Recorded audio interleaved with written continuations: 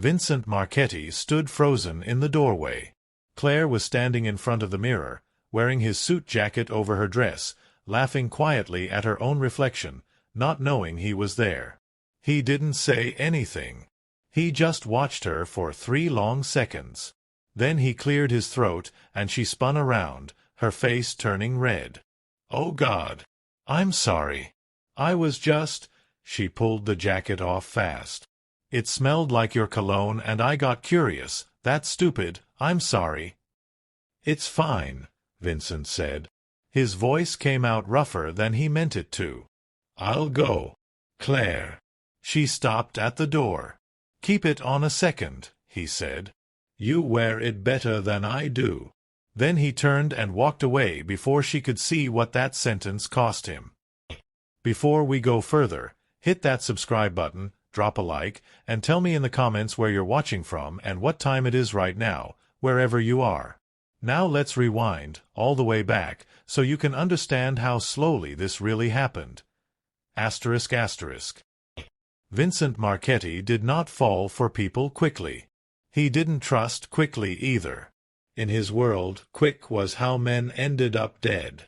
So when Claire Whitman started working for him 9 months before that moment in front of the mirror, he treated her exactly like every other employee. Polite, distant, and closely watched. "You'll answer my calls, manage my calendar, and keep your mouth shut about everything you see," he told her on her first day. "Can you do that?" "I've kept bigger secrets than yours," Claire said. Vincent looked up from his desk, surprised by the confidence in her voice. "Is that right?" "You'll never know," she said, and walked out of his office to set up her desk. He almost smiled. He caught himself before it showed. For the first 2 months, they barely spoke beyond business. Claire learned his schedule, his coffee order, the names of the men who worked for him and which ones not to trust. Vincent learned very little about her, because she didn't offer much, and he never asked. That was how he liked it. Distance was safety. Distance meant nobody could be used against him. But distance is hard to keep when you see someone almost every day. He noticed small things first, the way you notice weather changing before you notice the season. She always knocked twice, never once, never 3 times, always exactly twice. She hummed when she filed papers, so quietly he wasn't sure she knew she did it. She never flinched when his men walked in armed, but she flinched every single time a car backfired outside, and she always pretended she hadn't. He didn't think about any of it. Not really. He just noticed it, filed it away, and moved on. Or he told himself he moved on. 4 months in, Vincent found her still at her desk long after everyone had gone home, papers spread everywhere, dark circles under her eyes. "Go home," he said. "I want to finish the ledger first." "That's an order, Claire." She finally looked up. "Do you ever go home?" He paused. "Not until the work's done." "Then I guess we're the same," she said, and went back to the papers. Vincent stood there a moment longer than necessary. Then he walked to the small kitchen down the hall, made 2 cups of coffee instead of 1, and set the second one quietly beside her without a word. She looked at the cup, then at him. "Thank you," she said softly. "Don't get used to it," he said, and left the room. He absolutely wanted her to get used to it. He just wasn't ready to admit that yet, not even to himself. It kept happening in small pieces after that. Not conversations that meant anything. Not confessions. Just small moments, stacking quietly on top of each other like stones building a wall neither of them noticed rising. He started staying later, not because the work required it, but because she was still there. She started bringing 2 coffees in the morning, one for herself, one already made the way he liked it, set on his desk before he even asked. Neither of them called it anything. It was just what they did now. "You're spoiling me," he told her one morning, looking at the coffee. "I'm doing my job," she said, not looking up from her screen. "Your job doesn't require knowing I take it black, no sugar, extra hot." "I pay attention," Claire said simply. It's a good habit for someone in my position. Vincent studied her a moment. Is that the only reason? Claire's hands paused over the keyboard, just barely. What other reason would there be? He didn't answer. He picked up the coffee and let the question sit unanswered in the air between them, because he didn't trust himself to answer it honestly. 7 months in, his Aunt Rosa, the only family he had left, sharp-tongued and impossible to fool, met Claire for the first time at a small family dinner Vincent hadn't wanted to hold but couldn't avoid. Afterward, as Claire helped clear the table, Rosa pulled Vincent aside in the kitchen. "That girl," she said. "She's my assistant, Zia. That girl looks at you like you hung the moon, and you look at her like you're afraid to. You're imagining things." Rosa gave him the look she'd been giving him since he was 7 years old, the one that meant she knew exactly what she saw and wasn't going to pretend otherwise. "I buried your mother, Vincenzo. I know what it looks like when a man is scared of losing something before he's even let himself have it." Vincent said nothing. He carried the dishes to the sink and didn't look at her again for the rest of the night, but her words followed him home, sat with him at his empty kitchen table, and refused to leave. He tried to put distance back between them after that. He told himself it was smart. He kept conversations short, business only, no lingering, no second coffee. Claire noticed the change immediately, though she never asked about it. For 2 weeks, the warmth between them cooled into something careful and formal, and Vincent told himself this was better. Safer. The way it should have stayed from the beginning.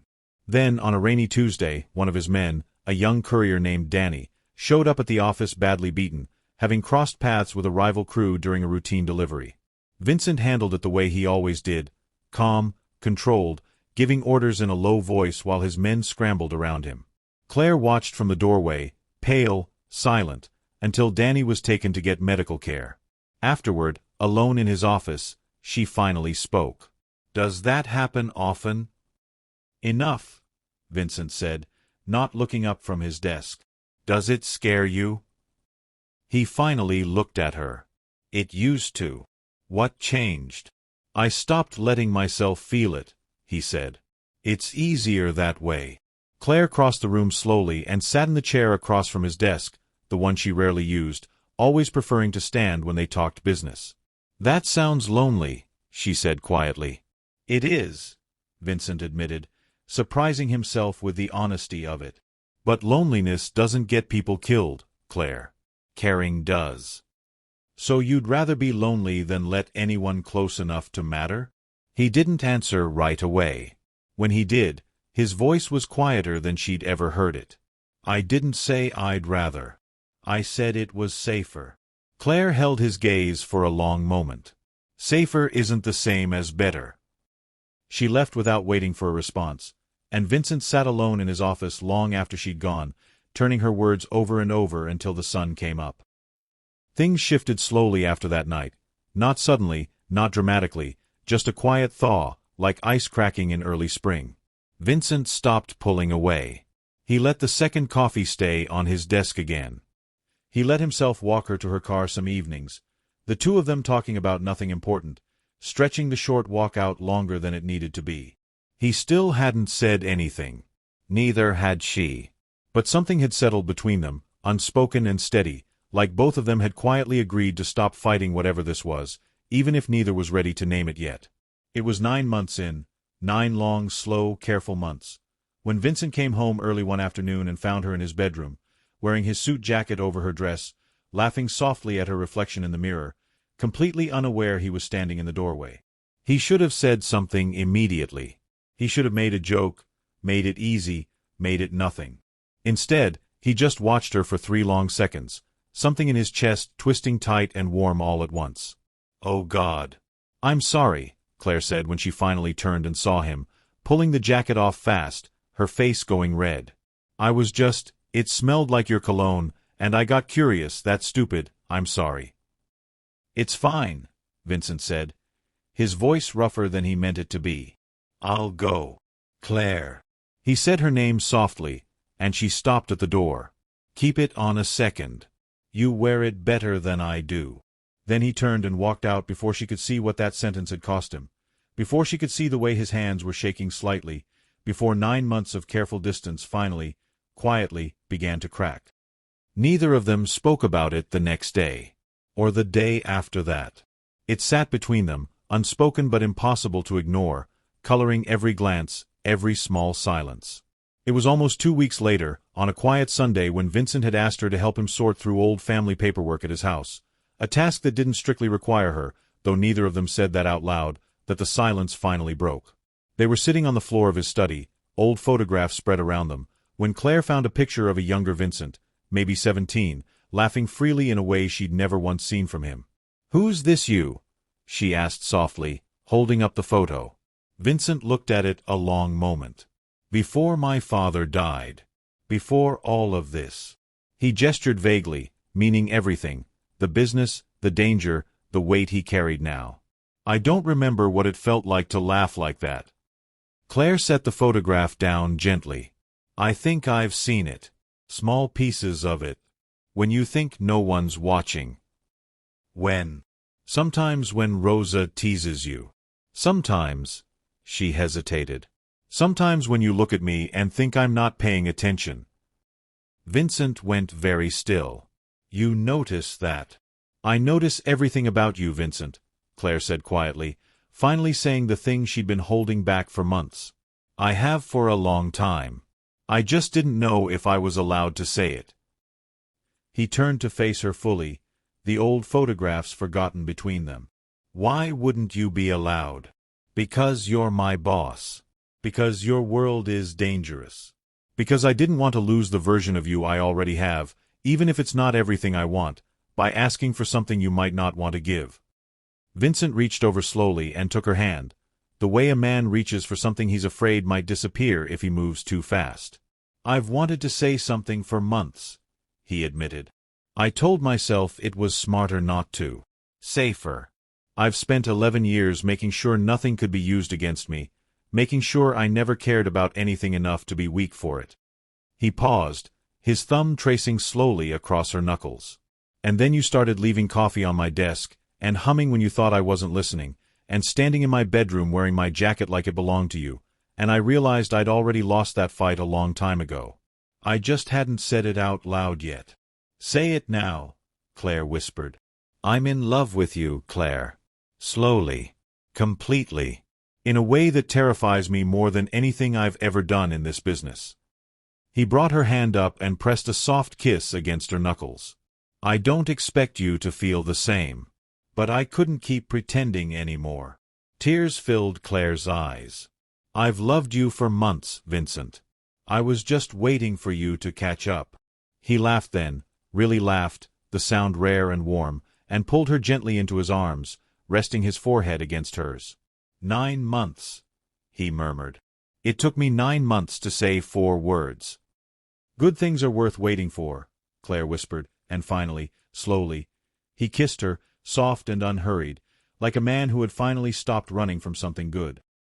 They kept it quiet at first, not from shame, but from instinct, the same instinct that had kept Vincent alive for 11 years in a dangerous world. But quiet things have a way of being found, especially by men looking for a weakness. Marco Vitone, a rival boss Vincent had been at war with for 2 years, found out through a careless word from one of his own men. He saw an opportunity immediately.